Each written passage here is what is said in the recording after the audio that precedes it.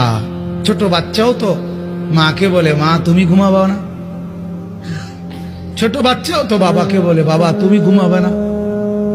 আমরাও তো কোনোদিন বলি নাই মাওলাকে মাওলা সারাদিনের এত ব্যস্ততার পরে আপনি ঘুমাবেন না। মাওলা বলে না তুমি ঘুমাও, আমি জেগে আছি। ওই যে রাত 2টায় যদি তোমার পেশাব করতে হয় তো তোমার তো চোখ খুলতে হবে। আমি যদি ঘুমায় যাই বান্দা তোমার চোখ মেলে দিবে কে? তুমি যে 3টা বাজে বলে রাখছো যে গাড়িতে 3টায় রওনা দিয়া সকাল 7টার ফ্লাইট ধরবা ঢাকাতে গিয়া, এখন আমি যদি ঘুমায় থাকি তাইলে রাত 3টা বাজে তোমার চোখ খুলে দিবে কে? এই জন্য বান্দা আমি ঘুমাই না, আমি ঘুমাই না, তুমি ঘুমাও, আমি তোমাকে পাহারা দিই।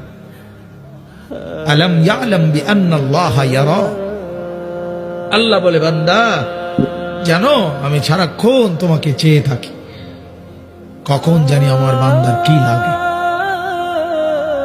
আল্লাহ বলেন তুমি ঘুমাও, তোমার ক্ষেত তোমার ঘরের একটা বদনা পর্যন্ত ঘরের ভিতরে, তোমার ঘরের একটা নুনের বাটি পর্যন্ত ঘরের ভিতরে, এত বড় বিশাল ক্ষেত ফসল লাগায়া রেখে আসলা, কই ওয়াল কই, দরজা কই, জানালা কই, উপরে ছাদও নাই, বেড়াও নাই, কিচ্ছু নাই, কারে দিয়া গেলা? আল্লাহ বলে ঠিক আছে বান্দা তুমি দরজা বন্ধ করে ঘুমাও, আমি তোমার ক্ষেত পাহারা দিচ্ছি।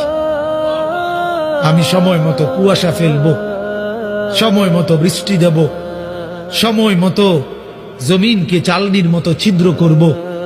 একদিন দেখবা তুমি সকালবেলা গিয়ে তোমার ছোট্ট দানা থেকে আমি আল্লাহ নতুন গাছ বের করে দেব। কয়দিন পরে দেখবা সবুজ গাছ বড় হয়ে গেছে, এর কয়দিন পরে দেখবা হলুদ হইয়া পাইকা গেছে, এর কয়দিন পরে কাইটা ঘরে নিয়ে আসবা, আর তোমার ঘরে তখন আনন্দ, নতুন ফসল তোলার আনন্দ। ঠিক কিনা বলেন?